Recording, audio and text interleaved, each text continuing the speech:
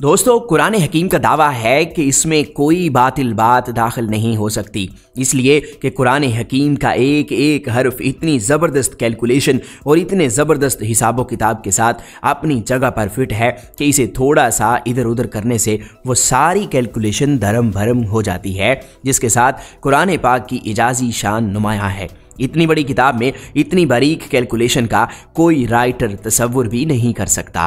قرآن پاک میں ہر لفظ جتنی مرتبہ استعمال ہوا ہے وہ تعداد اور اس کا پورا بیک گراؤنڈ اپنی جگہ خود علم و عرفان کا ایک وسیع جہان ہے۔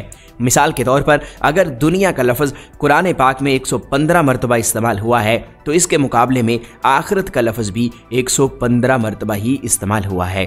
شیاطین کا لفظ اگر 88 مرتبہ استعمال ہوا ہے تو اس کے مقابلے میں ملائکہ کا لفظ بھی 88 مرتبہ ہی استعمال ہوا ہے۔ اسی طرح موت و حیات 145 مرتبہ، نفع و فساد 50 مرتبہ، اجر و فصل 108 مرتبہ، کفر و ایمان 25 مرتبہ، جبکہ شہر لفظ 12 مرتبہ استعمال ہوا ہے۔ شہر کا مطلب مہینہ ہے اور سال میں 12 مہینے ہوتے ہیں۔ اور اسی طرح یوم کا لفظ 360 مرتبہ استعمال ہوا ہے۔ یوم کا مطلب دن ہوتا ہے اور قمری سال میں 360 دن ہی ہوتے ہیں۔ اتنی بڑی کتاب میں اس عددی مناسبت کا خیال رکھنا کسی بھی انسانی مصنف کے بس کی بات نہیں۔ مگر بات یہیں ختم نہیں ہوتی۔ جدید ترین ریسرچ کے مطابق قرآن حکیم کے حفاظتی نظام میں 19 کے عدد کا بڑا عمل دخل ہے۔ اس حیران کن دریافت کا سہرا ایک مصری ڈاکٹر راشد خلیفہ کے سر ہے، جو امریکہ کی ایک یونیورسٹی میں کیمسٹری کے پروفیسر تھے۔ 1968 میں انہوں نے مکمل قرآن پاک کمپیوٹر پر چڑھانے کے بعد قرآن پاک کی آیات، ان کے الفاظ و حروف میں کوئی تعلق تلاش کرنا شروع کر دیا۔ رفتہ رفتہ اور لوگ بھی اس ریسرچ میں شامل ہوتے گئے، حتیٰ کہ 1972 میں یہ ایک باقاعدہ اسکول بن گیا۔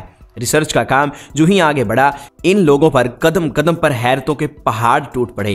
قرآن حکیم کے الفاظ و حروف میں انہیں ایک ایسی حسابی ترتیب نظر آئی جس کے مکمل ادراک کے لیے اس وقت تک کے بنے ہوئے تمام کمپیوٹرز ناکافی تھے۔ کلام اللہ میں 19 کا ہنسا صرف سورہ مدثر آیت نمبر 30 میں آیا ہے، جہاں اللہ نے فرمایا دوزخ پر ہم نے 19 محافظ فرشتوں کو مقرر کر رکھا ہے۔ اس میں کیا حکمت ہے یہ تو رب ہی جانے، لیکن اتنا اندازہ ضرور ہو جاتا ہے کہ 19 کے عدد کا تعلق اللہ کے کسی حفاظتی انتظام سے ہے۔ پھر ہر سورت کے آغاز میں قرآن مجید کی پہلی آیت بسم اللہ کو رکھا گیا ہے، گویا کہ اس کا تعلق بھی قرآن کی حفاظت سے ہے، کیونکہ ہم دیکھتے ہیں کہ بسم اللہ کے کل حروف بھی 19 ہیں۔ پھر یہ دیکھ کر مزید حیرت میں اضافہ ہوتا ہے کہ بسم اللہ میں ترتیب کے لحاظ سے 4 الفاظ استعمال ہوئے ہیں، اور ان کے بارے میں ریسرچ کی تو ثابت ہوا کہ اسم پورے قرآن میں 19 مرتبہ استعمال ہوا ہے۔ لفظ الرحمن 57 مرتبہ استعمال ہوا ہے، جو کہ 19 ضرب 3 کا حاصل ہے، اور لفظ الرحیم 114 مرتبہ استعمال ہوا ہے، جو کہ 19 ضرب 6 کا حاصل ہے، اور لفظ اللہ پورے قرآن میں 2699 مرتبہ استعمال ہوا ہے، جو کہ 19 ضرب 142 کا حاصل ہے۔ لیکن یہاں ایک باقی رہتا ہے، جس کا صاف مطلب ہے کہ اللہ کی ذات پاک کسی حساب کے تابع نہیں، وہ یکتا ہے۔ قرآن مجید کی سورتوں کی تعداد بھی 114 ہے، جو کہ 19 ضرب 6 کا حاصل ہے۔ سورہ توبہ کے آغاز میں بسم اللہ نازل نہیں ہوئی، لیکن سورہ نمل آیت نمبر 30 میں مکمل بسم اللہ الرحمن الرحیم نازل کر کے 19 کے فارمولہ کی تصدیق کر دی۔ اگر ایسا نہ ہوتا تو حسابی قاعدہ فیل ہو جاتا۔ اب آئیے حضور علیہ الصلوۃ والسلام پر اترنے والی پہلی وحی کی طرف۔ یہ سورہ الگ کی پہلی 5 آیات ہیں، اور یہیں سے 19 کے اس حسابی فارمولے کا آغاز ہوتا ہے۔ ان 5 آیات کے کل الفاظ 19 ہیں، اور ان 19 الفاظ کے کل حروف 76 ہیں، جو کہ ٹھیک 19 ضرب 4 کا حاصل ہیں۔ لیکن بات یہیں ختم نہیں ہوتی۔ جب سورہ الگ کے کل حروف کی گنتی کی گئی تو عقل ورطہ حیرت میں ڈوب گئی کہ اس کے کل حروف 304 ہیں، جو کہ 19 ضرب 4 ضرب 4 کا حاصل ہیں۔ اور سامعین اکرام، عقل یہ دیکھ کر حیرت کی اتھاہ گہرائیوں میں ڈوب جاتی ہے کہ قرآن پاک کی موجودہ ترتیب کے مطابق سورہ الگ قرآن پاک کے 96 نمبر سورت ہے۔ اب اگر قرآن کی آخری سورہ والناس کی طرف سے گنتی کریں تو اخیر کی طرف سے سورہ الگ کا نمبر 19 بنتا ہے، اور اگر قرآن کی ابتدا سے دیکھیں تو اس 96 نمبر سورت سے پہلے 95 سورتیں ہیں، جو ٹھیک 19 ضرب 5 کا حاصل ضرب ہیں، جس سے یہ بھی ثابت ہو جاتا ہے کہ سورتوں کے آگے پیچھے کی ترتیب بھی انسانی نہیں بلکہ اللہ تعالیٰ کے حسابی نظام کا ایک حصہ ہے۔ قرآن پاک کی سب سے آخر میں نازل ہونے والی سورت سورۃ النصر ہے۔ یہ بات سن کر آپ پر پھر ایک مرتبہ خوشگوار حیرت طاری ہوگی کہ اللہ پاک نے یہاں بھی 19 کا نظام برقرار رکھا ہے۔ پہلی وحی کی طرح آخری وحی سورۃ النصر ٹھیک 19 الفاظ پر مشتمل ہے۔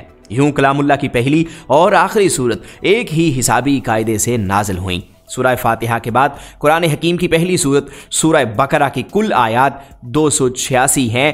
2 ہٹا دیں تو مکی صورتوں کی تعداد سامنے آتی ہے، 6 ہٹا دیں تو مدنی صورتوں کی تعداد سامنے آتی ہے۔ 86 کو 28 کے ساتھ جمع کریں تو کل صورتوں کی تعداد 114 سامنے آتی ہے۔ اس کے علاوہ دوستو سورہ شورى کے شروع میں حروف مقطعات ہا میم عین سین کاف ہیں۔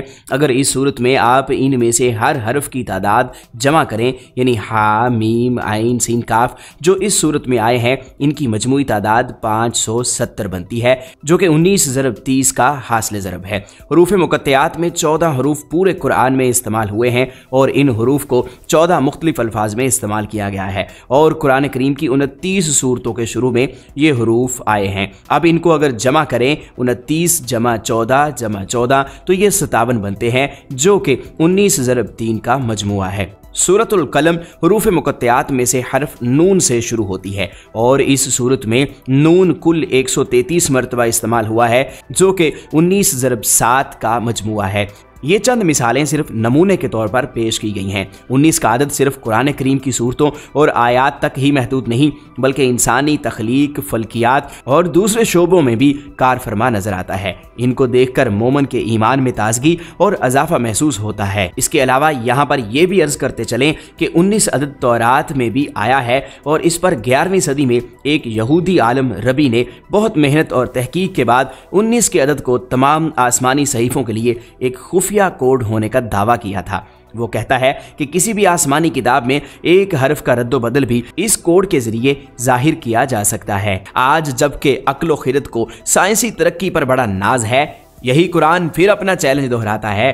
حساب دان، سائنسدان، ہر خاص و عام، مومن، کافر سبھی سوچنے پر مجبور ہیں کہ آج بھی کسی کتاب میں ایسا حسابی نظام ڈالنا انسانی بساط سے باہر ہے۔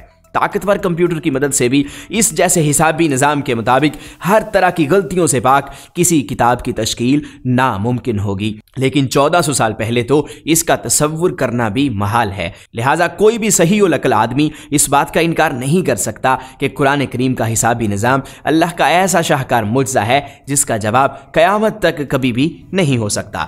دوستو یہاں پر آپ کو یہ بھی بتاتے چلیں کہ اس ساری تحقیق میں حصہ لینے والے سائنسدانوں میں 3 غیر مسلم سائنسدان بھی شامل تھے، جو کہ اس تحقیق کے بعد مسلمان ہو گئے تھے۔ سبحان اللہ۔